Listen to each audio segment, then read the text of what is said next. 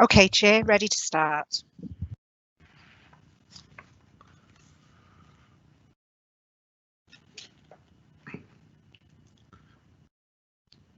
Well, all right then, I'd like to welcome everyone to today's meeting of the Audit Committee, which is being held fully remotely and in accordance with temporary legislation changes to allow the Council to continue to operate in an open and transparent way. Decisions made at today's meeting are just as applicable as in a traditional meeting setting, provided the number of members in attendance ensures the meeting remains quorate.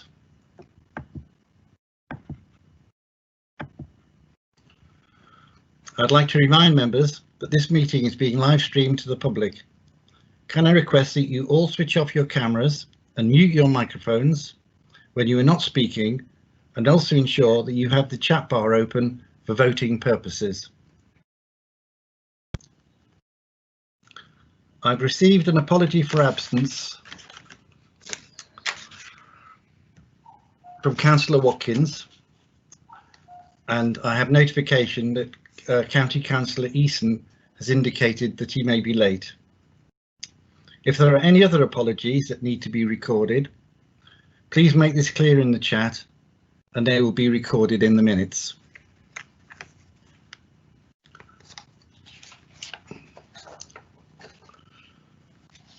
So moving on to the main agenda now. I've covered apologies for absence.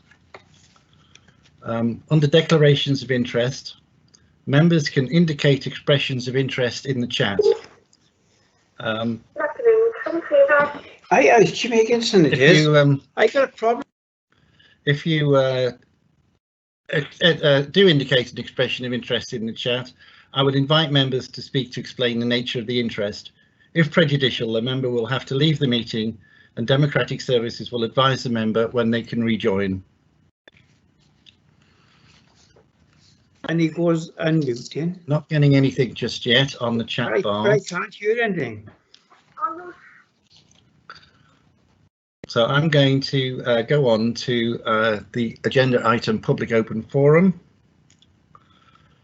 I don't believe that any member of the public has indicated that they want to participate in advance of this meeting. The chairman's on, but I can't. So I will just note that for purposes of the minutes, members of the public are not present in the meeting itself. I'll move on then to the action list from the previous meeting. I think it's clear that there were no outstanding actions from the previous meeting.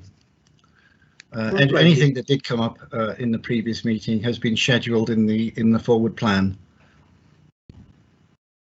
So if anyone wants to demur from that, then please do so. Otherwise, again, I'll move on.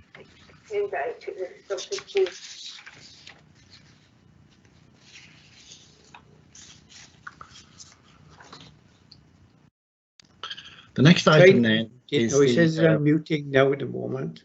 The Audit Wales Certificate of Compliance for the audit of Monmouthshire County Council's assessment performance from 2019-20. Do we have someone here from Audit Wales, please? Would you like to introduce this? And would you like to introduce this item? And a very big welcome to Audit Wales. Hello, Charlotte, is it Charlotte Owen? Yeah. Hi, thank you. Pardon? So this is the Certificate of Compliance for the Council's assessment of performance for 2019-20. So each year the Council is required as part of the local government measure to publish an assessment of its performance. And it does this through its corporate plan annual report. I'm sure you'll have all have seen this year's report, which went to full council on the 22nd of October. Audit Wales then has a duty to audit that report to make sure that it meets the requirements of the measure. And this item on the agenda is just the certificate of compliance to confirm that the council has met all those requirements for this year. There's not really very much else to say about it, but very happy to take any questions if anyone has got any. Thank you. Well, okay, thank you, Charlotte. I'd just like to invite I'd just like to invite Richard Jones, the performance manager, to place a little bit of a context on this certificate from the point of view of Monmouthshire County Council. Okay, yeah, my number. So if I could get Richard Jones in, please. Good afternoon, Chair. Can you hear me? Yes, you're there, clear. Yeah, thank you. Thank you, Charlotte, for that introduction. Not much further to add from me. Just to reiterate for the committee's benefit, and obviously, as Charlotte said, the certificate relates to the publication of our Corporate Plan Annual Report 2019-20, which was a decision taken at, which was reported and decided on at full council on the 22nd of October. Subsequent to that, the plan has been published on our website for residents to view.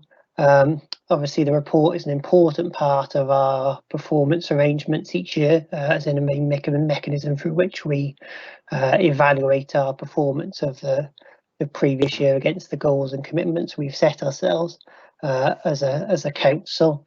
So just to reiterate my thanks to Charlotte for introducing and for Audit Wales for issuing this certificate, and hopefully for the committee, the certificate gives you assurance that we've discharged our requirements under the local government measure in producing that important performance report, which is an important part of our performance management framework this year. Thank you, Richard.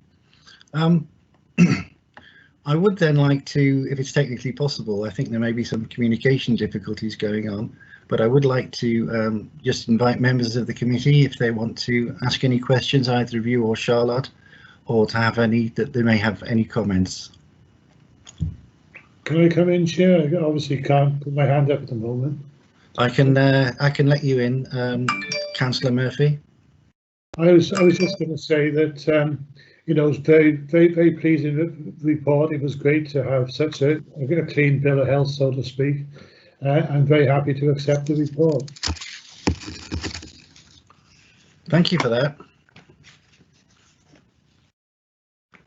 Does anyone else like to make a contribution?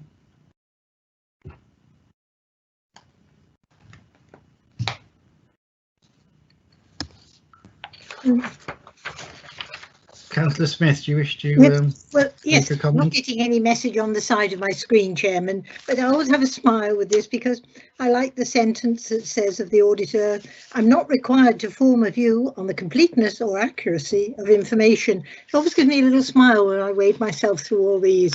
But no, I think it was a good report and I find it very interesting when we rated it at the last meeting. So thank you, Chairman, and thank you, auditors. Thank you. Thank you, Councillor Smith. Right, well, if there are no more questions or observations, I'd just like to thank Audit Wales for bringing us to the committee today. I'm going to move on then to the next item on the agenda, which is titled Self-Evaluation. I don't think there's a paper for this. I'm just going to invite Mr. Wathen, the Chief Internal Auditor, to let us know what this is about. Thanks, Chairman. Good afternoon, members. This is the Audit Committee self-evaluation exercise that members went through in 1920, and it all reported back into Audit Committee in June 2020. So this is just a brief update on that particular action plan. Just to make members aware, there were 8 actions in the action plan. And none of the deadlines have actually been reached yet. So this is just a very brief verbal update in terms of we are progressing with those actions. The first deadline is around December 2020, the next one being March 2021. I've had discussions with John, the Democratic Offices Manager, and the Scrutiny Manager, Hazel, about how we can work together to support members and provide appropriate training. Members were invited to a training seminar this morning, which was for effective audit committees, which was organised by SWAP, which was the Southwest Audit Partnership, which is kind of based along the M5 corridor. So just to make members aware that the action plan is being progressed and a paper will be formally reported to Audit Committee back in the new year. Thank you, Chairman. Thank you, Mr. Watson. Again, I will invite members of the committee if they wish to provide any comments or ask any questions. Councillor Smith. Yes, Chairman, my apologies. I failed to access the training this morning. I should need the instructions more carefully because I am always whinging that I need training. I had the opportunity and regrettably I didn't acquire it, but it will be forwarded, I gather, that presentation to me. And thank you for trying, Mr. Watson, to connect me up. Thank you. Yes, I did attend that training this morning, remotely anyway. There were some quite interesting presentations in there. So when we get the slides, it might be a good idea if we could all have give it a good peruse. Do I have any other comments or observations?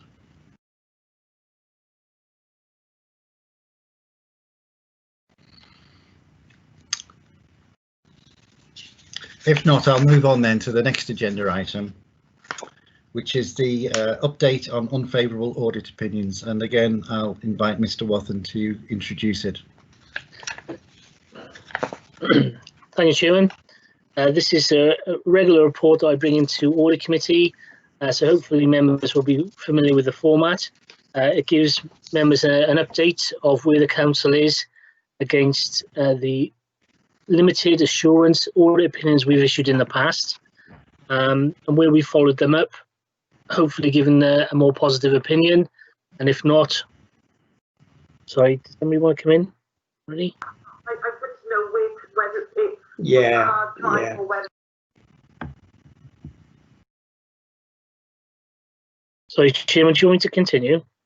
Yes, I do. I've got an indication that someone wants to speak after you, but That's after me, sorry. So apologies, Chairman. So, okay, so this is an update of the limited assurance opinions that the team have issued over the last few years, where Audit Committee members have the opportunity to comment on any limited assurance reports or take assurance from my team that the follow-up has improved or not. And in this case, and I'll go into this in a bit more detail, we've followed up 2 limited assurance opinions as set out in paragraph 2.2. And the follow-up opinion has resulted in a second consecutive limited assurance, and that's for food procurement and Caldecott Castle follow-up.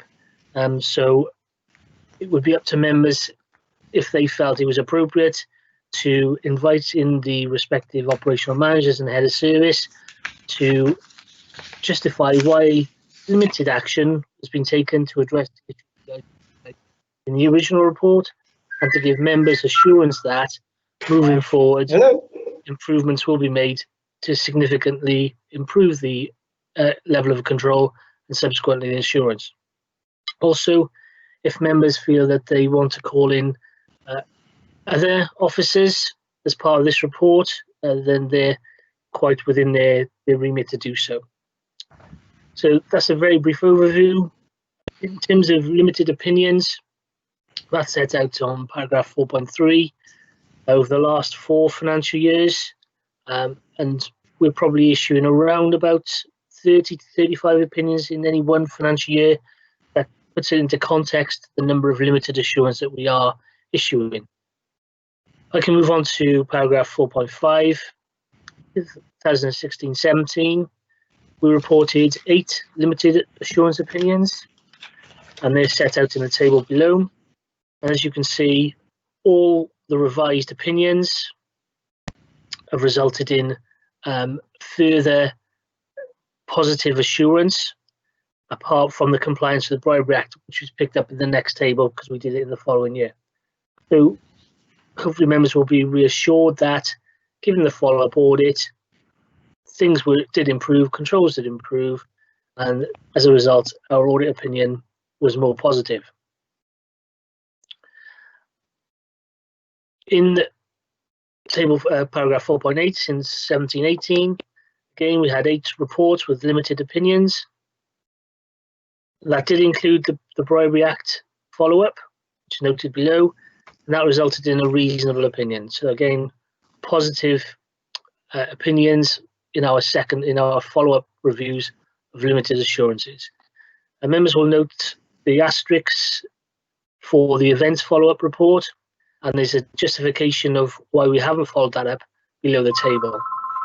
It's because the authority has moved away from organising large-scale events, and unless they do so again, we won't be in a position to audit those particular concerns that we had. Moving on to 4.9, 2018-19, we had 6 limited opinion audits, and those are listed in the table below. And due to resources in the team, timing of when those audits were actually finalised, we've only managed to follow up 1 of those particular limited assurances. The remainder are due to be undertaken in this financial year, and some will fall over into the following financial year. And the intention is, Chair, that previous tables then will fall off this report in due course, because opinions have improved as we've moved forward. So all the details of why we identify those as unfavourable audit opinions and limited have been reported into Audit Committee previously. Moving on to para 4.10, in 1920, we had 9 limited assurance audit opinions, and those are listed below in the table. And we were intent following up some of those in this financial year, but the majority in the following financial year. So Llandogo and Castle Park have already been reported into Audit Committee. The last report that was provided. The main reasons why the other audit reviews resulted in a limited opinion are noted below. So that includes the Shire Hall, Tintern Old Station, Hollygold Castle follow-up, PTU maintenance, procurement, food follow-up, and direct payments. And just to note, the business continuity was in draft, previously reported to Audit Committee as limited, but further discussions and provision of additional information during the course of the draft report discussions resulted in a reasonable level of assurance being awarded with regards to business continuity. I'd just like to point out to members that as a result of COVID, Shire Hall, Tintern Old Station and Caldecott Castle have actually been closed for much of 2020. So there's been limited opportunity for operational managers to actually implement the recommendations that were agreed following the audit reports. On that point, Chairman, I'm happy to take any questions. Thank you very much, Mr. Watson. I'll just remind the committee of what the recommendation is on your paper so that we know what we're trying to achieve today. That the Audit Committee should note the improvements made by service areas following the original limited assurance audit opinions issued. That as a result of a second consecutive limited assurance opinion, members consider calling in respective head of services for food procurement and the Caldecott Castle follow-up. And that if members of the Audit Committee are concerned about any of the audit opinions issued or lack of improvement made after the follow-up audit review, consideration be given to calling in the operational manager and head of service to provide justification for lack of progress and hold them to account for future improvements. So I'm now going to ask members of the committee if they wish to comment or ask questions. And I think I had a previous request from Councillor Murphy who wanted to come in. Yes, thank you, Chair. And I can see the reasons or partial reasons why those 2 particular items were still looked at. I think, given the fact that other parts of the organisation have taken these comments on board and made the necessary improvements, I think we probably should get the officers in to go into the reasons why they've been unable to make the progress that other parts of the organisation have. So I would support the recommendation to get those 2 sets of officers in. Thank you, Chair. Thank you, Councillor. Do we have anyone else who would like to ask a question? You could indicate in the chat bar.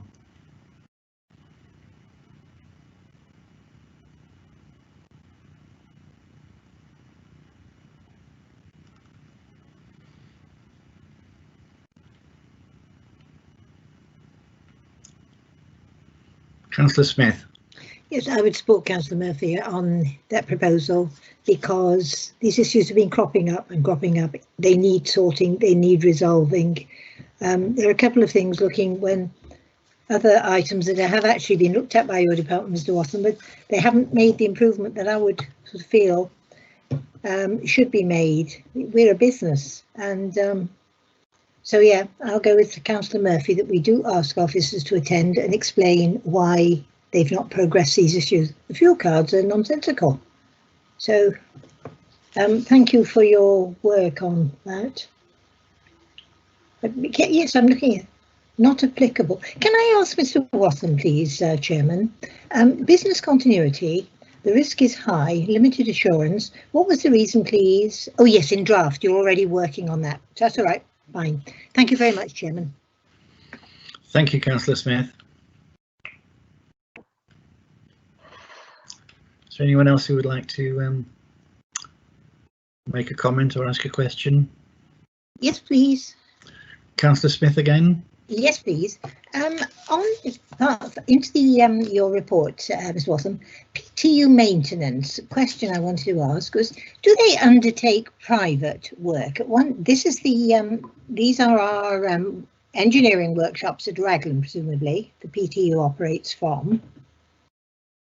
And we were at one stage offering services to the public, and I was wondering, do we still do that, or have we got sufficient business of our own to deal with? I think, Chairman, that members of the public can still take their vehicles there for an MOT test, as far as I'm aware. Right. That is correct, Andrew. Thanks, Councillor. Right. It is important to get your parts and pieces right. Thank you. Okay. Thank you. Right, well, if no one else wants to come in, I'd like to thank Mr. Watson. We'll note that we're going to ask the respective head of services and any other appropriate officers to come in and let us know in a future meeting why they haven't been able to meet the recommendations of the initial internal audit report. Okay, thank you, Chairman. Right, thank you. I'm going to move on then to the next item, which again is for Mr. Watson.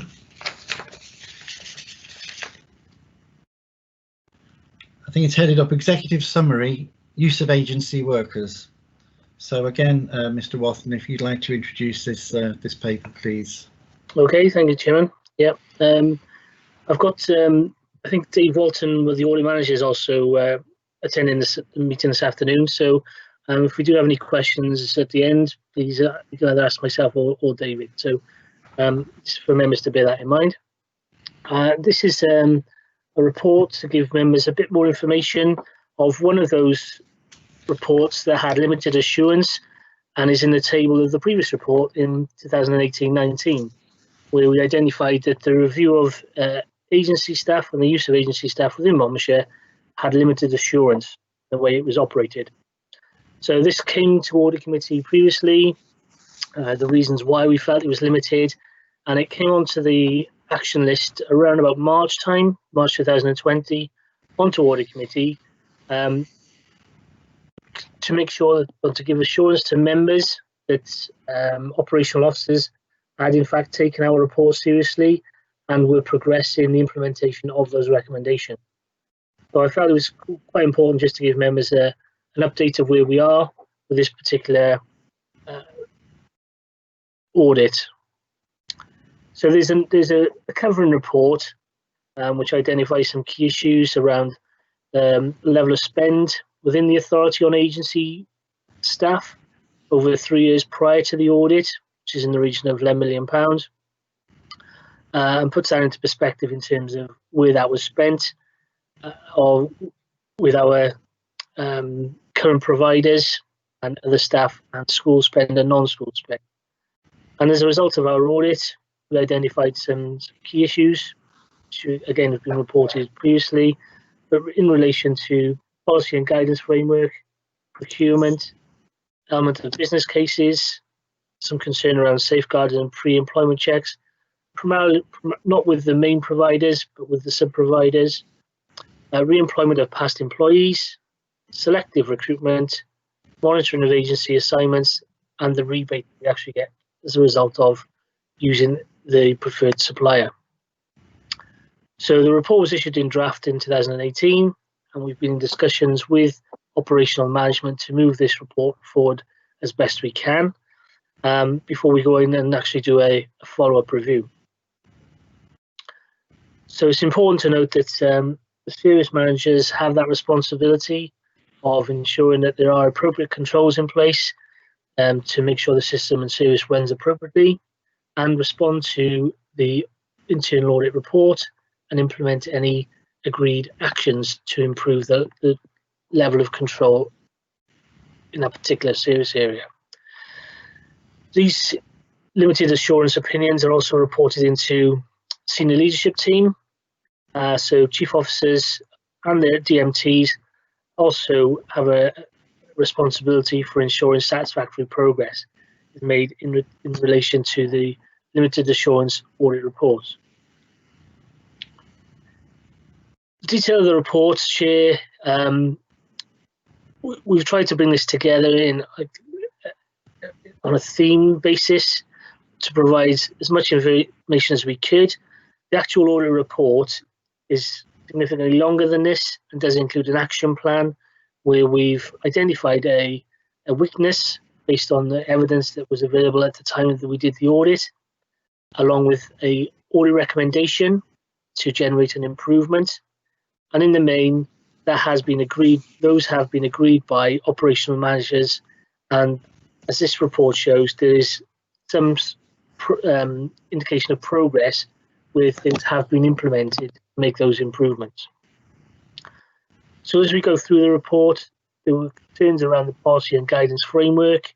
It needed to be more relevant and updated. We'll come to the work being progressed in just a moment. There were concerns around the procurement of agency staff and the fact that there was a preferred supplier in place, but wasn't always being used by all departments across the organisation. With regards to business cases, although they were prepared, there was not always clear evidence that there was a need for a new agency member of staff or had been considered by senior managers. And there's some examples within the report. We did have some safeguarding issues pre-employment, and HR have certainly taken those concerns on board and have dealt with that particular situation. We were also concerned with the re-employment of past employees, where we, in some cases, identified that it would have actually been cheaper not to make that person redundant, but to continue with them in their full-time post. There were a minimal number of those such employees in relation to the total number of agency staff that we did engage with. There was also selective recruitment, which almost defeats the object sometimes of using agency staff, albeit there will be exceptional circumstances when that is relevant and appropriate. In terms of monitoring of agency assignments, that wasn't as strict as it should have been, and some agency members of staff been on our books for more than 12 months, which is a considerable time. And again, there's some examples within the report of where we've engaged with an agency member of staff for longer than 12 months. All sorts of implications there. but after a certain period of time, that employee becomes, although regarded as an agency member of staff, will gain rights as a full-time employee and significantly cost the authority more than if we'd either put a fixed term posting or fill the vacancy on a full-time basis. There was also a rebate from our preferred supplier, which wasn't being monitored appropriately, and that is being addressed as well. So in terms of progress to date by management, which does include people services and procurement, policy has certainly been reviewed and been revised, taking on board many of the audit recommendations. There's also new guidance for managers to ensure that they are compliant moving forward when they engage with agency staff. We've got a new a new national procurement service in relation to agency worker frameworks, and that is being addressed at the moment. So there'll be a new preferred provider for a different arrangement in place.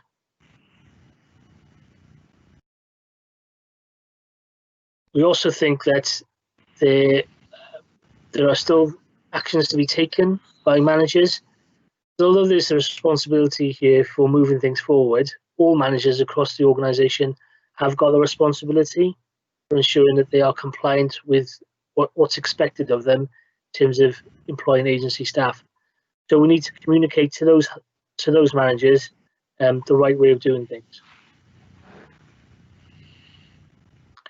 And we also have a number of ongoing concerns. So when we follow up the audit, we will make sure we'll concentrate on these particular issues to make sure that the areas covered have been addressed appropriately by the operational managers concerned. So at that point, Chairman, I'm happy to take any questions. Thank you, Mr. Watson. I'll just note the recommendations in your paper so that we know what we're considering today. That the Audit Committee note the significant concerns raised in the report, the action taken by management to address those concerns, and acknowledge what still needs to be implemented by management to demonstrate improvements in the way this service is administered within the Council. If the members of the Audit Committee are concerned about lack of improvement or progress being made, consideration should be given to calling in operational managers and the head of service to obtain further assurance that the agreed improvements will be made and that satisfactory progress is being made to address control weaknesses highlighted in the audit report.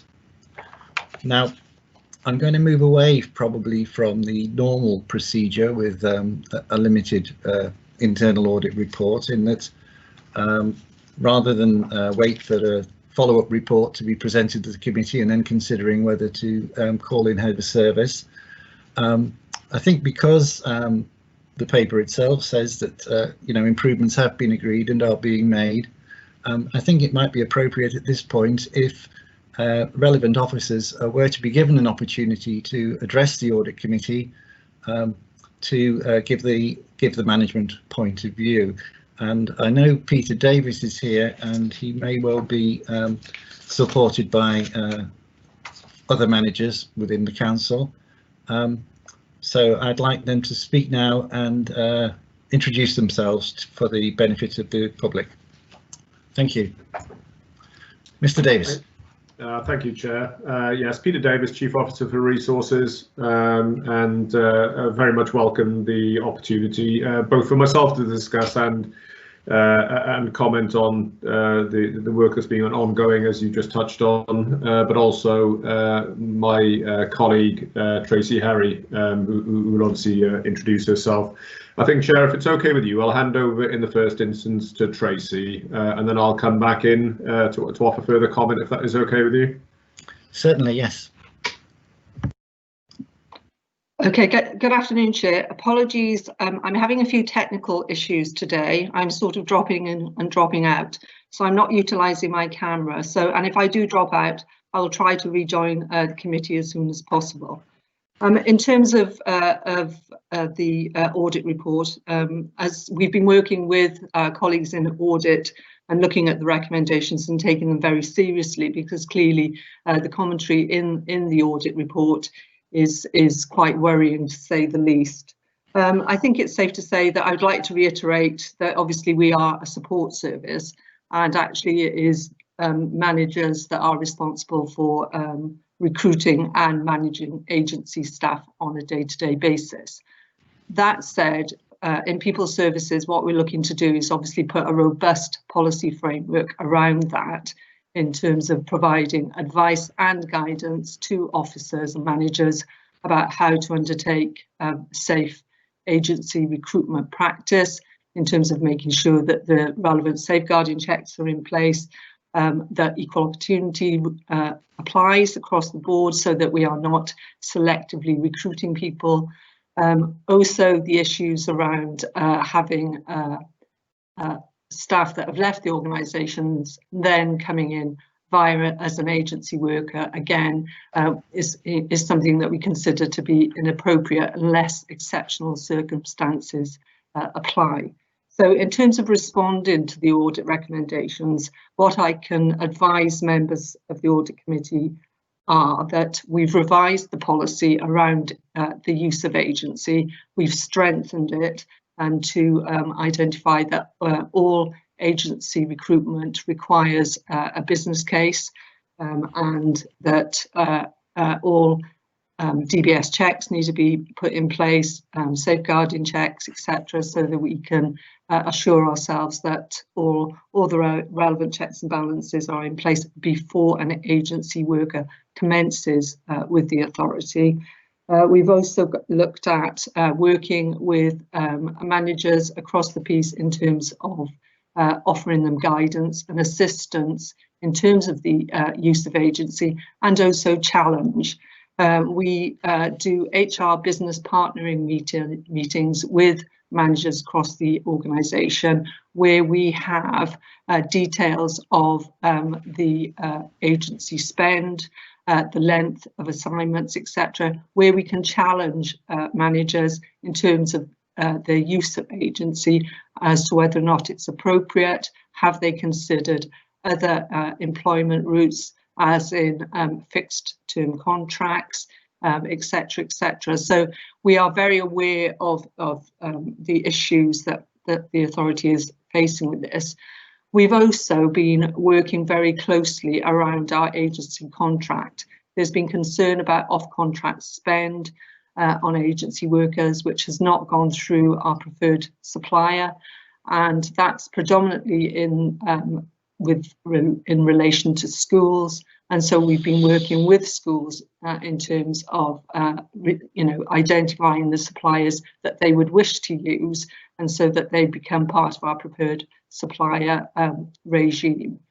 Randstad have been awarded the new contract for agency, and as part of that contract, the issues that we've raised, I beg your pardon, the issues that were raised in the audit report in terms of some of the controls that needed to be put in place, we have now built into the contract with Randstad.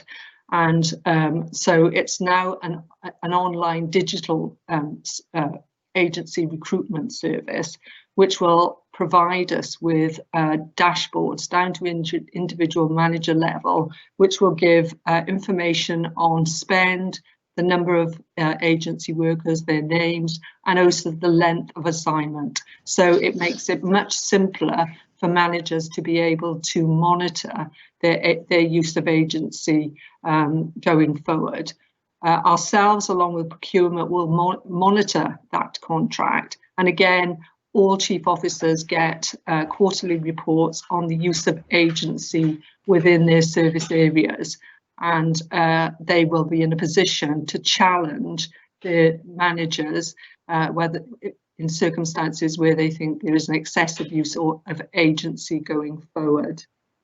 The new online digital system with Randstad also ensures that nobody can actually commence an assignment with the authority unless they have the relevant safeguarding checks in place. So that's something that's automated. So whereas in the past, no agency workers should be with the provider in terms of Randstad unless they've got the appropriate checks in place. But there was criticism that managers weren't doing a secondary check to ensure that that was the case. With the new online digital solution, that's automated and somebody can't start unless those checks and balances have already been done. With regard to re-employment of individuals that have left the authority, that can only be done going forward with the approval of the relevant chief officer. So again, just putting extra checks and balances in place in terms of ensuring that we are using appropriate recruitment practices and equal opportunities applies to ensure that we are getting the best candidates to provide services for us. I think I'll stop there, Chair, but if there are any questions, I'm more than happy to take them. Well, thank you very much for that presentation, and thank you for coming to the meeting today. I will now hand it over to members of the committee for questions and observations. First one, I think, would be Councillor Murphy. Yeah, thank you, Chair. And Tracy's covered most of what I was going to say. I was just going to add that I think this is far more wide-ranging than getting somebody in. I don't see what would be gained from that, particularly given the amount of work which is going on behind the scenes. I suggest it's one that I can look at with senior officers as part of the budget round. Thank you for that. Councillor Eason.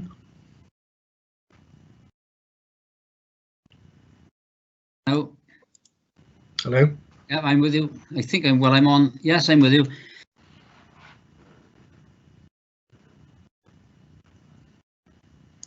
Your microphone's turned off.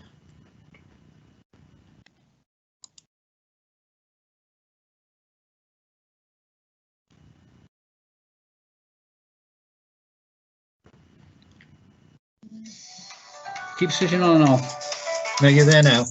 Right. Right, I'll try.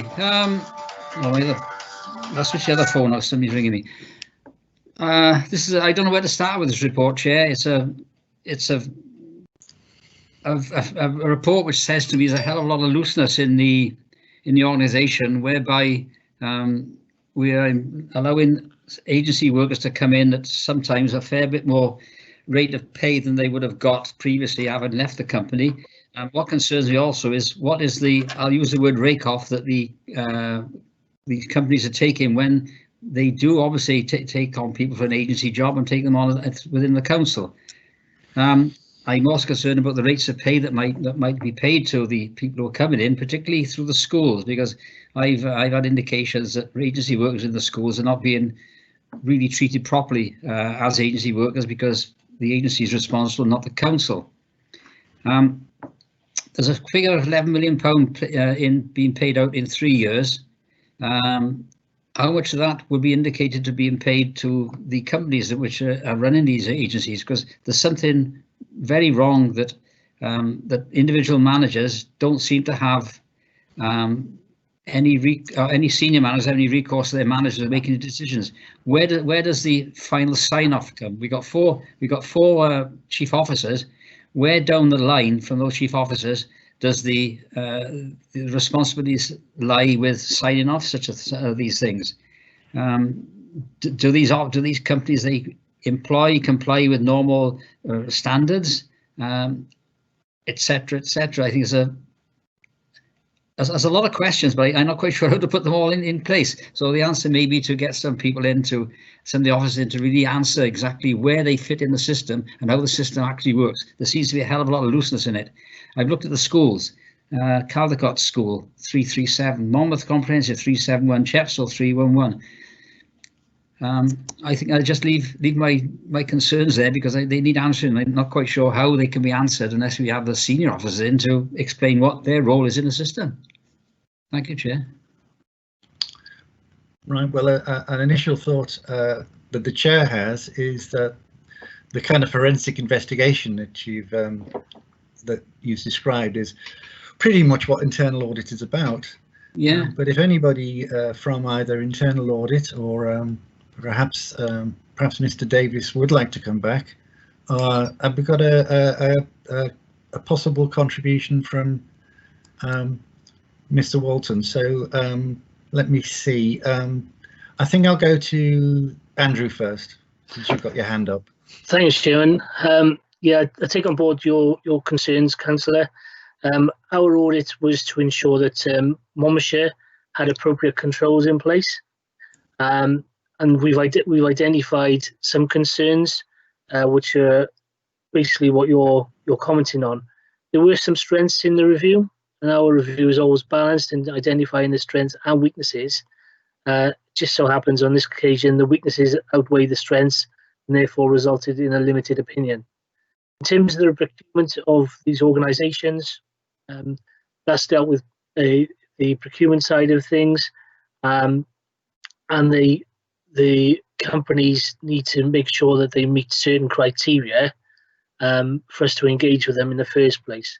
That's not part of our remit in terms of this particular audit. The way the agency companies are run is not part of our remit in this particular audit. I think members can take comfort from Tracy's presentation that action has been taken to address most of the concerns which you've raised, Councillor, this afternoon, and they will be progressed. And when we go back and we do a follow-up audit, then we can make sure that what has been agreed to be implemented has in fact been implemented, and we will be reporting back to Audit Committee in due course the outcome of that follow-up opinion. The follow-up will concentrate on the weaknesses identified, the agreed actions that were due to be taken, and checking that those actions have in fact been taken. And some have already been implemented, and things have moved on as we've been in discussions with Tracy and her team. But there are other things which are still outstanding, some of which Tracy's covered already. I don't think that's it for me. I don't know if David wants to add anything into that. Dave?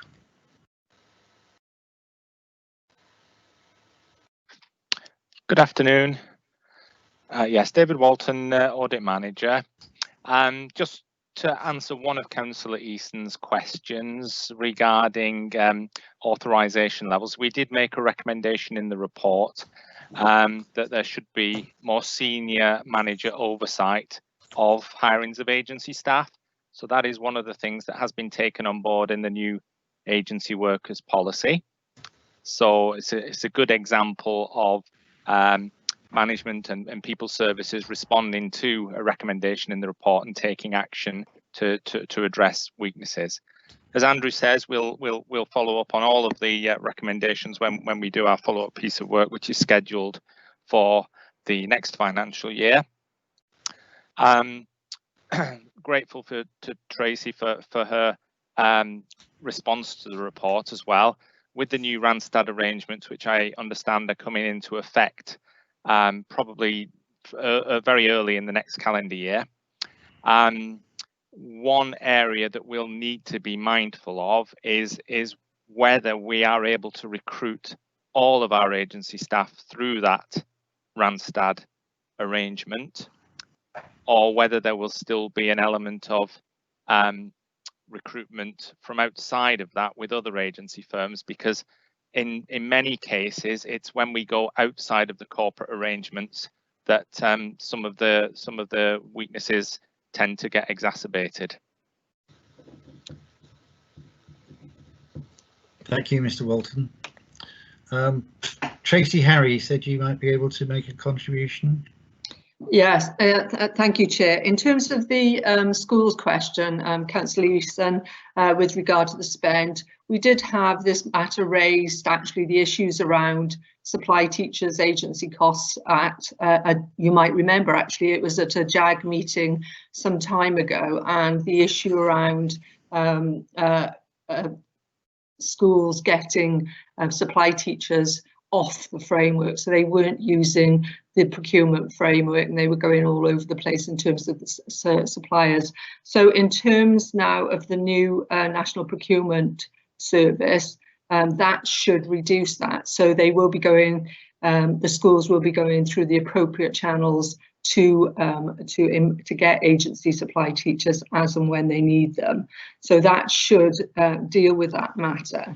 The other issue around that Mr. Walton has alluded to with regard to off-contract spend, again, because there is a new procurement service framework, that should help. And also the new Randstad arrangement is sort of a tiered arrangement where we go to Randstad and then they can go to other agency suppliers to endeavour to meet our needs. So there shouldn't be the requirement to go outside of Randstad unless it's in exceptional circumstances and they cannot meet the requirement that we have in terms of recruitment. Now, I envisage that would be very few and far between. So, so I would like to, try and provide some reassurance on that. The other issue was around the monitoring of contract spend, and some of my colleagues in HR, along with procurement colleagues, will be monitoring that off-contract spend going forward, and if necessary raise concerns with relevant chief officers so that they can deal with it appropriately with their own managers. I hope that helps, Chair. It does, thank you very much. Councillor Smith, I think you wanted to come Yes, in. please, Chairman. I found this a remarkable report to read from Audit. It's incredible. It's actually over a 2 year span, isn't it, that the 11 million was spent on agency workers, not 3 years. I find myself asking, we are a business, why we need to use agencies, why we have not got a system, a good system set up in-house, because it seems we're verifying the work of these agencies when they actually make whatever offers. I found it amazing that somebody somewhere within the system has been on a temporary contract. We're still paying the agency over 14 years. It's a good length of term for a temporary contract. It's a very interesting report. I think it would be very interesting for members to read your whole report, actually, Mr. Watson. I was concerned that one of your recommendations wasn't accepted by management, and that was at the setting of directorate and corporate performance targets to monitor the usage of agency workers over time. They didn't want to accept, you don't want to accept this recommendation. I actually think that's quite important. It could concentrate the mind of all the directorates who are using whatever staff, however they're coming by them, and being totally aware of the cost to the taxpayer and what it's doing to our budgets. I do think, Chairman, we need to keep a very, very close watch. I've heard Tracy's explanations and how things are being addressed. I would like a really consistent follow-up. I just read it and I was astounded, absolutely astounded. The fact that through an agency we are paying somebody not double, but a lot more than their salary when they were with us. So yes, please, Chairman, we need a follow-up, a serious follow-up. I certainly feel that the setting of directorate and corporate performance targets should be there, so you can monitor the usage of agency and workers over time. I'm also concerned about the fact that there's a reference in your report, Mr. Watson, to the contract with Randstad initially being for 2, then was it for 3 years and then extended to 5. Now, Tracy has mentioned a new contract with this firm. How widely was the contract advertised? How many applicants did we have for it? What are the new terms? The fact that they alter their commission halfway through a contract. I find it all very surprising, Chairman, and I would really, as a member of this authority and a ratepayer of this authority, like to see us doing better. Thank you. Thank you, Val. Tracy Harry wants to come in now. Okay, thank you, Councillor Smith. I'll try and answer some of those. With regards to the appointments that have been going on for some considerable time, I think you alluded to the one in property services. Some assurance I can give is that managers are dealing with those individual cases. Again, you know, that one in property services, as I understand it, at the time that the appointment was made or the assignment was given, it was because they couldn't recruit despite repeated attempts.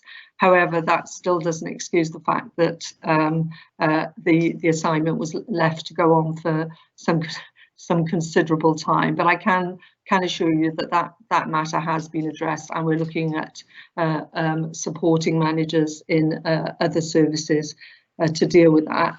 The issue around performance targets, the use of agency predominantly is in social care, schools, and in waste and operations.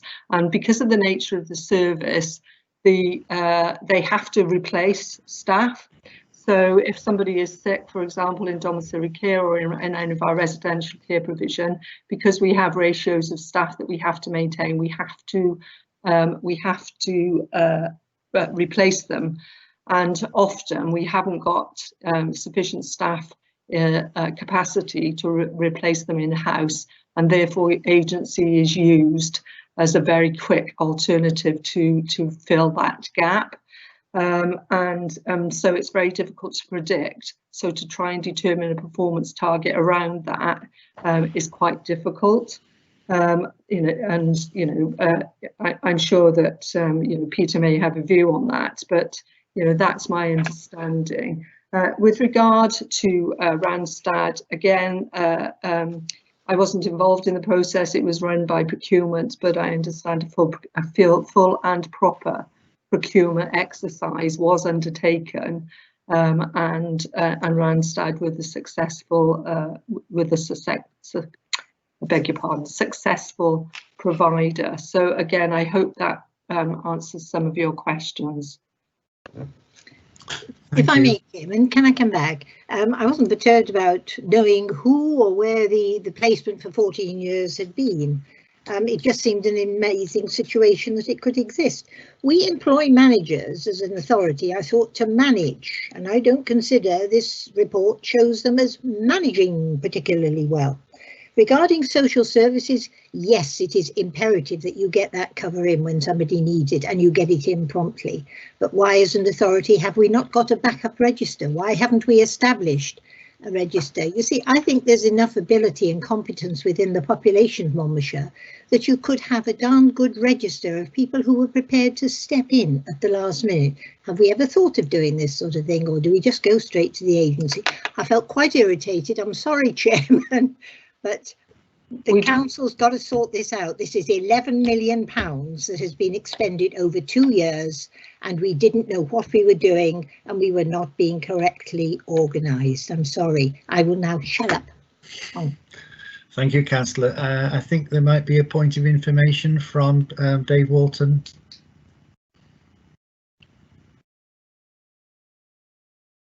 Sorry, yes, Chair. Just to clarify, the £11 million figure quoted in the report is actually over 3 full financial years, not 2 financial years. So just to clarify that, it's definitely over 3 full years. Okay, right, thank you for that. Good piggy bank.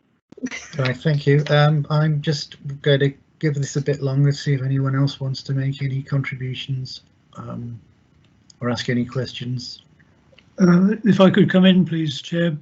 Councillor Strong here. Okay, Councillor Strong. Yeah, it was just really, I think early in the debate, Councillor Murphy suggested that we wait a short while these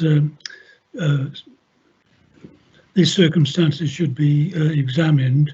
The concerns raised, I think, are very, very sizable, and I congratulate the internal audit for picking it up and giving us such a good report. What I would suggest is that I think Dave Walton said that hopefully early in the new financial year report, the next report could be produced. If that could be done as early as possible in the new financial year, it could come back to audit then, and we could see what progress has been made. Thank you, Chair. Thank you, Councillor Strong. Your summary there is pretty close to what I might have said. in that we'll ask internal audit to give some priority to the follow-up on this one. But I'm happy to listen to anyone else's comments.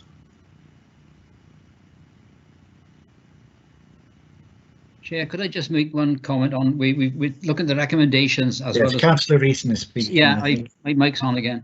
The two recommendations put to us by the internal audit is the first one, 2.1, that the audit committee notes the significant concerns. 2.2, if the members of the audit committee are concerned about lack of improvement, etc., at what point do we as members of the audit committee be concerned? Because I'm concerned at the moment. So when would this come back to us as a committee, Andrew? And who would we believe are the right level of heads of service to maybe bring to this committee to explain where we are? Okay, thank you, Chairman. As Dave outlined, we will do a follow-up audit of this particular area. It's planned for early 21-22 because there's been a knock-on effect of COVID this year.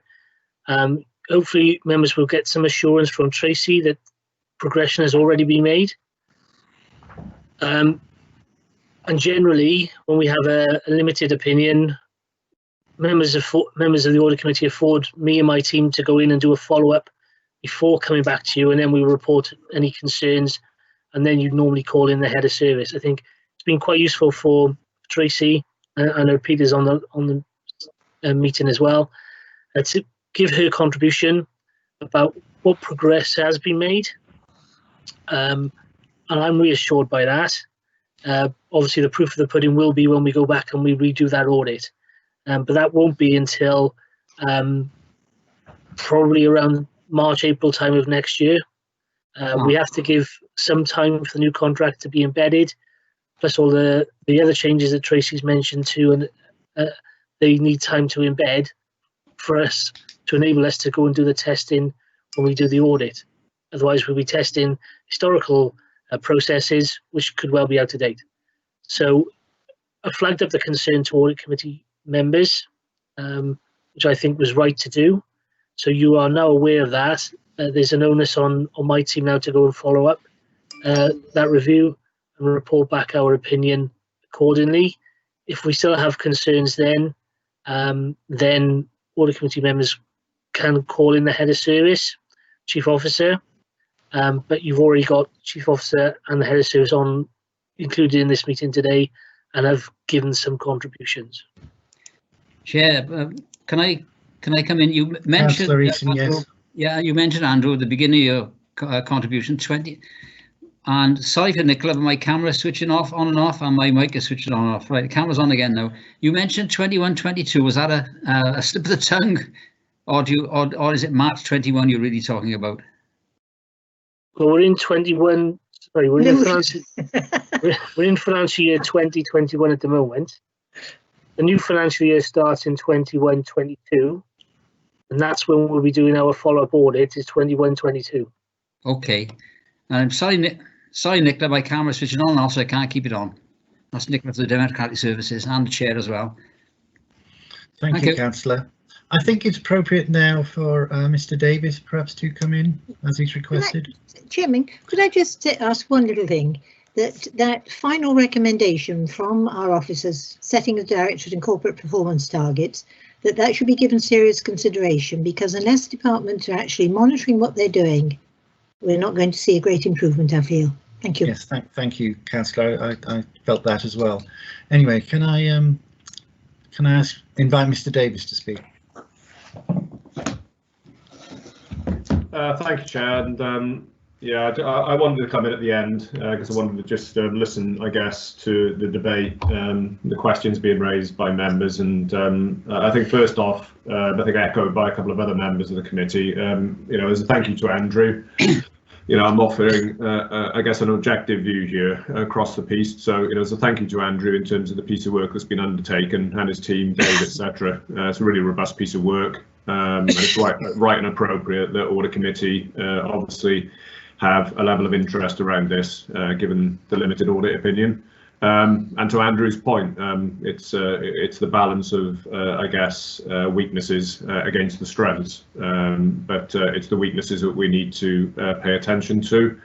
And I guess carrying across to Tracy's contribution, and thank you again, Tracy, because I think you've articulated very well the seriousness that we've taken the report to, and further to that, the action that's been taken, not just by Tracy and her colleagues, but other colleagues within procurement, etc. I think just a couple of observations. So, there are matters of process where I guess our control framework has fallen down as an organisation. They've been well documented within Andrew's report and the executive summary. And I guess from a corporate perspective, and via Tracy as head of people, we're able to obviously drive the improvements, which many of which have been undertaken already, have been talked to, updating of policies. I'm pleased to see the development with Randstad coming through, and actually to a point in the latter part of the debate around the timing of the follow-up audit, because probably my advice to Andrew really is to make sure that that follow-up audit is appropriately timed. On two counts really. One, there is the Randstad arrangement and the more integrated system that's being introduced there. I probably want that, on the basis that that kicks in early on in the new year, probably want that to bed in for 2 or 3 months, so that actually Andrew and Dave and the internal audit team, have a suitable period over which to assess, the progress having been made. So that's I guess the first point, and secondly, in terms of some of the more recent changes and strengths that have been put in train by Tracy and the HR teams, in terms of having, as part of their presence with chief officers and directorate management teams, a focus not just on the paid workforce, as in employees, but also the agency staff as well, and making sure that is given equal focus, and it is now. And beyond that, I also want to highlight the point around budget monitoring. So let's not think that we have people just taking on board agency arrangements willy-nilly here and there. We do have a budgetary control framework and a budget monitoring framework in place. There are triggers that allow things to be looked at. A good example of that, for example, is in adult social care, as well as in children's services, where some very targeted work has been done and done well to reduce the level of agency spend in the last couple of years.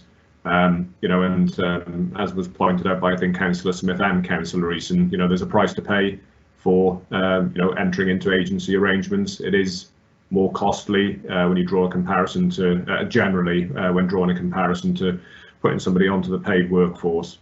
But I think we also need to understand, and I do need to echo, and I'll finish off coming back to this point of targets. So if you are a recruiting manager and you have an issue, depending on the nature of your service, and you have a hole to fill, there are a variety of ways that you can look to achieve that. Some of that can be achieved by internal means. Okay, that could be by seconding staff internally. It could be moving staff from within your team into alternative positions and offering honoraria.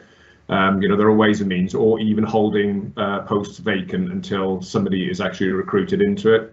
But I think, as Tracy has alluded to, and it's not just on care, there is one of the things about Monmouthshire is the fact, because of the size of the council, we don't have the depth that some of the larger councils have.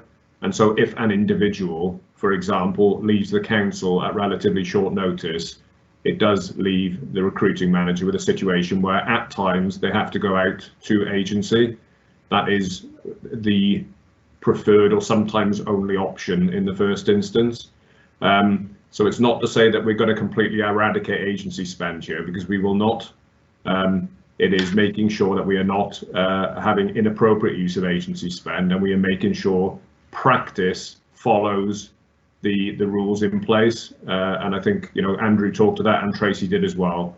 and that's where the controls need to strengthen themselves. So to the point of targets, I think it's going to be very difficult with the very nature of the business that we have. You know, we've got probably 600-700 services running across the council, and at any one, you know, it's in a dynamic beast of council. So there are always going to be situations where there are particular agency requirements at any one point in time.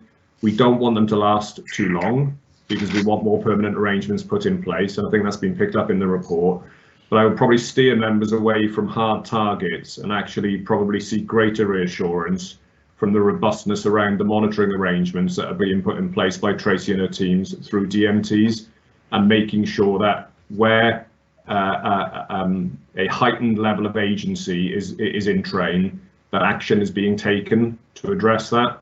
And I think that's the key thing for me. It is the response mechanism, not necessarily the target. Thank you, Chair. Thank you, Mr. Davis. In a face-to-face meeting, this is where I take the temperature of the meeting about where the councillors, what direction the councillors want us to go. I can't do that today since we're doing this remotely. My personal view is that we have obtained a management response to this report at short notice. It's good to get such a response. The advantage on calling someone in consequently is that they may be able to prepare a paper for the committee to consider as their response. My personal view, or the chair's view, is that it's not necessary to do that now, but that we will urge at the appropriate time the follow-up review to be carried out, and then we should consider the recommendations of the follow-up review. But if sufficient members of this committee indicate otherwise, I might change my view on that. I'm happy to go along with that, Chair. And Thank you, Councillor Murphy. Yeah, and Councillor Jim Higgins and me, Chair, as well. And Councillor Higginson, yes. I'm sorry, I missed about half an hour of this meeting because I had a problem with this laptop. But I come in and I'm sort of in catch-up mode, you know. But there we are. Yes. Yes, well, I think we had a yes from Councillor Strong, didn't we? Yeah, I'm happy to go along with your recommendation, Chair. Yes. I'm with you, Chairman. Okay. That last recommendation is Councillor Clark. Thank you, Councillor Clark. I'm going to say then that we, yes, Councillor. Thank you. Malcolm Lane here. Yes, I go along with it. Councillor Lane, thank you. Okay, well, I'm going to conclude then that the feeling of the meeting is that we will we'll back the approach that I just outlined about of considering the follow-up internal audit report in due course. But I'd like to thank everyone involved, especially for the management people being able to come to this meeting today and explain some of the issues. So thank you very much, everybody. I'm going to move on. Thank you, Chairman. Yeah. The next item on the agenda is the mid-year Treasury report, and I'm going to ask Jonathan Davis, the Finance Manager, to introduce this report. Thank you, Chair, and good afternoon, members. This report gives an update on the Treasury management activity for the first 6 months of this financial year.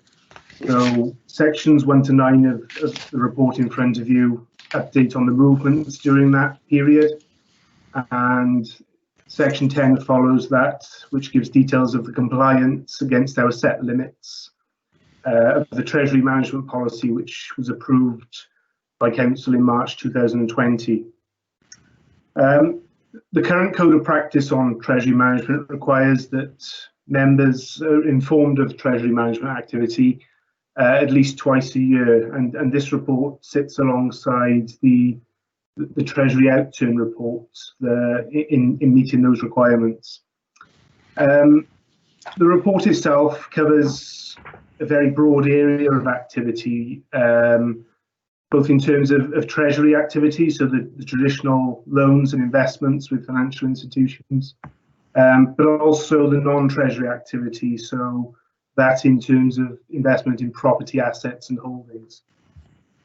I think it's important to note that the first 6 months of this financial year has seen probably the most significant economic uncertainty that we've seen in recent history, and the spread of the coronavirus pandemic and its impact on the economy, and also the ongoing Brexit negotiations and how some of those agreements around trade deals are developing and how they're going to look going forward. So the current environment we're working in is pretty unprecedented, and I think the report goes to highlight that this represents very much the bottom of the Treasury cost curve for us. Monmouthshire as an authority are a net borrower from the market, so with interest rates being so low at the moment, we're really at that bottom of the curve. Despite this, it's still very difficult to justify locking into longer term borrowing. And obviously by doing so, that would provide additional certainty and stability to longer term budgets. And there's a few reasons to that, and the report goes in to talk around the continued margin on the Public Works Loan Board borrowing, so Pwlrb, and how that's a significant barrier in the current environment, where the cost of carry is so substantial. So the example here, I guess, is as of yesterday's rates. Actually, if we locked into a 50-year loan from the Pwlrb, that would have cost us around 2.8% per annum, and we'd have to immediately invest that at 0%. We're effectively getting zero returns on investments in the short term. And we'd have to carry that cost until such time that our capital spending plans meant that money was called upon. So given the current uncertainty around future spending plans, and you'll have seen yesterday's announcement from the Chancellor that there was only a 1-year comprehensive spending review, it remains hard to justify taking out some of those longer term loans until such time that further certainty is available. All that being said, it's important that we still strike the right balance in terms of long-term and short-term borrowing, and we don't want to be exposed to short-term rate fluctuations. And one of those compliance indicators in section 10 of this report ensures that we maintain the appropriate balance and gives sufficient stability to budgets, and that's table 10 within the report, which looks at the maturity structure of borrowing. The report mentions that there is an ongoing Pwlrb consultation, and since this report was written and distributed, the Pwlrb has published the results of the consultation. So just to give a verbal update on the results of that, which were published yesterday. It includes some important changes, which as an authority we're going to have to take account of moving forward. And the most notable of those are that as of this morning, Pwlrb lowered their rates by 100 basis points across the board for all new standard loans. So I mentioned that a 50-year loan yesterday would have cost us 2.8%. This morning that will be 1.8%. But alongside that, there's some further conditions now around borrowing from the Pwlrb. So as a condition to access loans, local authorities are being asked to submit high-level descriptions of their capital spending plans within the medium term. And alongside that, they're also being asked to confirm that there's no intention to purchase commercial investment assets primarily for the purposes of yield at any time in their medium-term budgets. And that's regardless of whether those transactions would notionally have been financed from other sources other than the Pwlrb. So, you know, there's a lot to read through in the results of that consultation. It was only published yesterday, and we'll need to discuss the implications of those with our Treasury advisors moving forward, and you know, we'll have to factor any implications of those changes into the budget setting process for 21-22. Just a couple of further points to note, I guess. Members will note the comparatively large reduction in overall borrowing during the first 6 months of the year. That's detailed in Table 2, and it reduced considerably by around £22.2 million to a level of £164.7 million. Net borrowing overall, so when you include investment balances in that, only fell by £8.2 million due to the overall corresponding reduction in investments. This is largely due to the extraordinary circumstances at the end of March and the beginning of April, when the Treasury outturn report that would have reported those balances reported. And, you know, that was at the height of the initial outbreak of the coronavirus pandemic, and we held large balances at that time, both in terms of temporary borrowing and also front loading of grant, which we received from the Welsh Government. So, you know, that reduction over the 6 months is pretty much expected, really, as the financial response to the ongoing pandemic has developed and stabilised. I think finally, just to note, as it describes in section 10 of the report, Treasury management activities undertaken during the first 6 months of the year have complied fully with the Code of Practice and the limits and conditions that we set out and were approved as part of the Treasury management strategy, which Council approved in March. So, Chair, at that point, happy to hand over to you and take any questions on the report. Thank you, Jonathan. I'll just start by reminding ourselves of what the recommendation is. Members review the Treasury management activities in the first half of 2021 using this report and discuss with officers any changes to the process that should be considered for incorporation into the 21-22 Treasury Management Strategy Statement, which will be considered at the January Audit Committee. So if I could throw this open now to questions and observations. Councillor Easton. Just one short question for Jonathan, Chair. The Westminster Government announced yesterday £1.3 billion coming to Wales.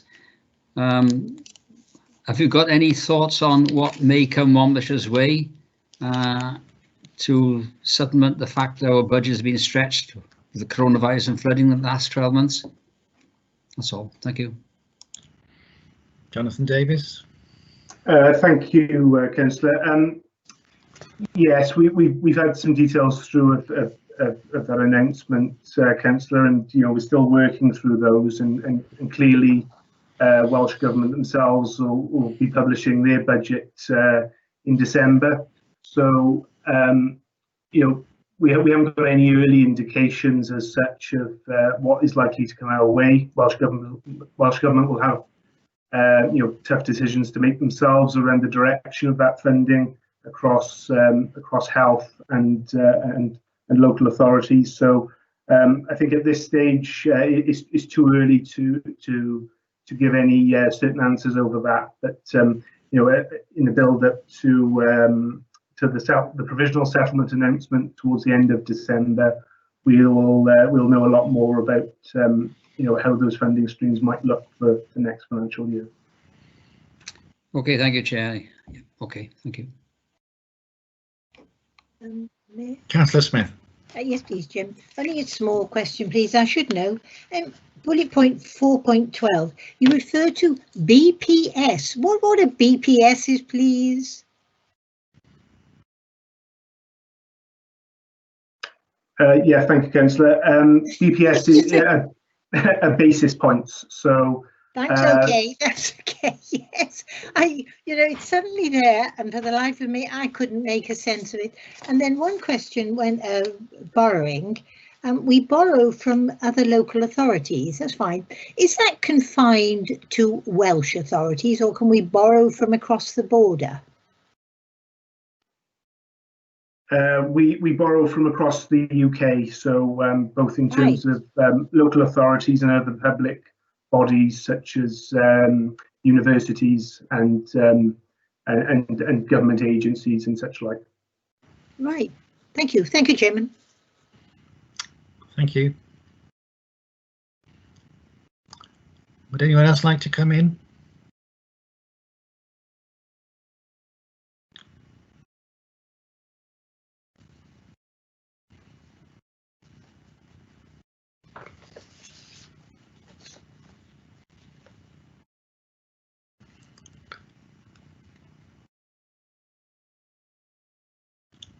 Just a comment from the chair then that the valuations at the end of March 2020 very informative, I think. But I think members might be, should be interested, of course, in current performance rather than historical performance.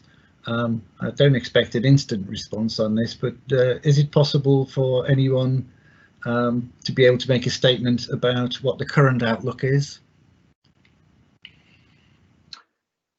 So, Chair, I think we're talking possibly about the non-Treasury investments here. If you could confirm. Yes, that was on my mind. Yes, what was happening there. So, I think the report talks around the ongoing circumstances around some of those non-financial investments. So we're talking here about investments in property and those instruments. In terms of the valuation as at the end of March 2020, those valuations would have taken account of all of the economic uncertainties in play at that stage in time.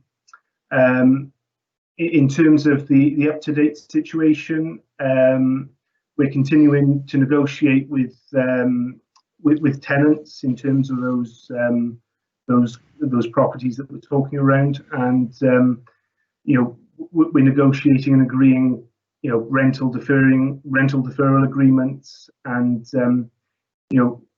I guess trying to strike a balance really between maintaining our short-term income streams, but also ensuring that those tenants remain stable and able to commit to the long-term agreements that we have in place. And I think the report also talks around, giving those tenants the best chance of surviving the downturn and protecting those jobs that would otherwise be lost. So, those negotiations are ongoing, Chair, and I'm sure as things get finalised, we can report back to the Audit Committee in due course. Yes, and I'm sure we'd be happy to receive any further information. Councillor Smith. From that, Chairman. Sorry, Councillor, your microphone switched off. If you was looking at sort of the solar farm and the business park and the Newport Leisure Park, in that we have purchased those, they are our possession. We are not actually buying them on the Never Never. So I felt to think that they were concrete there. They were, yes, we are going to suffer, and we are suffering at the moment, but all being well, when things come right, they will be okay again. And should we be worried as members about the fact there's such a deterioration, a depreciation in their value now? As I say, I felt these are paid for, therefore they're concrete assets. When the situation improves, the circumstances will revert and we will generate income from them. But it wasn't going to be too catastrophic an impact on us at the moment. Do you understand what I mean? I'm going to I'm going to invite Councillor Murphy to speak. I think he's indicated he wants to come in. Councillor Murphy. Yeah, thank you, Chair. A couple of things. We borrowed the money to buy them, Val. That was part of the £50 million fund that the council set up. The one that really worries everybody is the Newport Leisure Park. That's still just about covering it itself, although what Jonathan said about that is absolutely true. But he was only talking about Newport Leisure Park. Castlegate and the others are holding their own pretty well. We don't have anything like the same concerns there at all. So it's just the Newport Leisure Park. But at the moment, as I say, that's just about covering itself. Yes, I appreciate it. Can I come back, Chairman? That we bought with that large loan that we were able to have. But that was, can you call it a free loan? We don't pay any interest on that. Oh, yes, we do. Oh, bugger. Excuse me. Right. What rate? What are we actually paying at the moment? It's low, but we do. The actual rate, I should know, but I've forgotten it, Jonathan. No, that's all right, Phil. I'm on a steep learning curve and I'm trying. Right, that's rather unfortunate. He put my calculations out completely. Thank you, Chairman. I will leave you. Thank you, Phil. Okay. Well, thanks, everyone. Perhaps Jonathan Davis could provide us some information on the interest rate outside of the meeting. If that's fine, Chair. I can come back to members would like to see it. I'm sure it's probably embedded in the report somewhere that we get anyway. Are there any more comments or questions, please?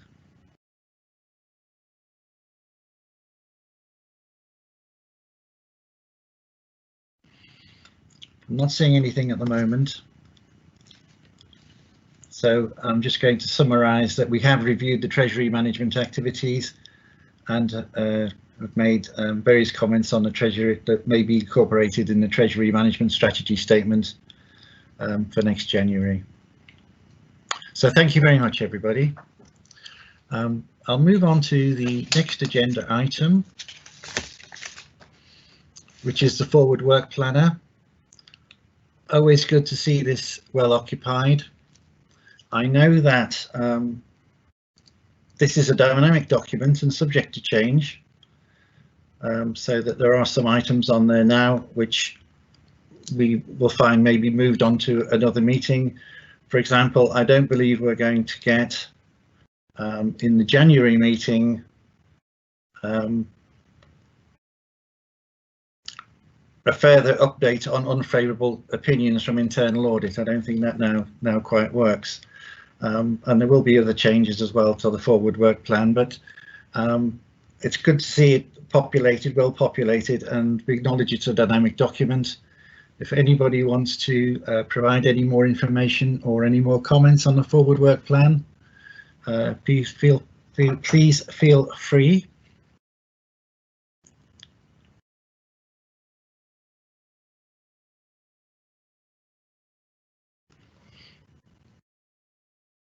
If not, I'll move on to the next agenda item.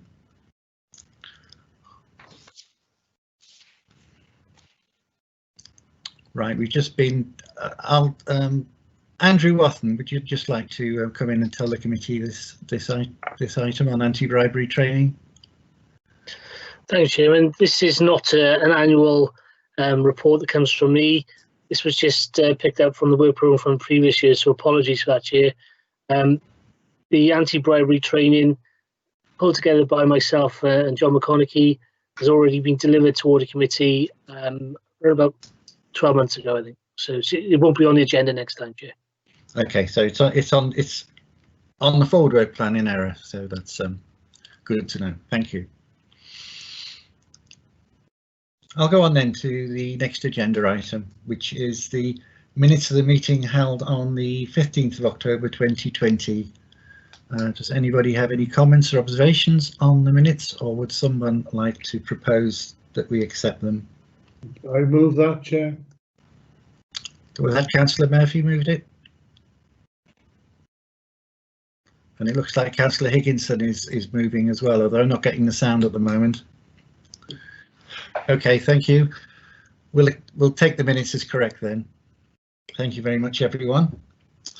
And we have one more agenda item, which is the date of the next meeting, which will be the 7th of January 2021. And I'll just say at this point, we've had a number of technical issues this afternoon, and I think everybody's been trying very hard to keep the meeting rolling along. So I'm very grateful to everyone in front of and behind the cameras for enabling this meeting to progress. And apologies to people who did find that they were having technical problems. And if I could give the members of the committee season's greetings, since we're not going to meet again until after Christmas, and I wish you all a happy new year. Thank you very much. Chairman.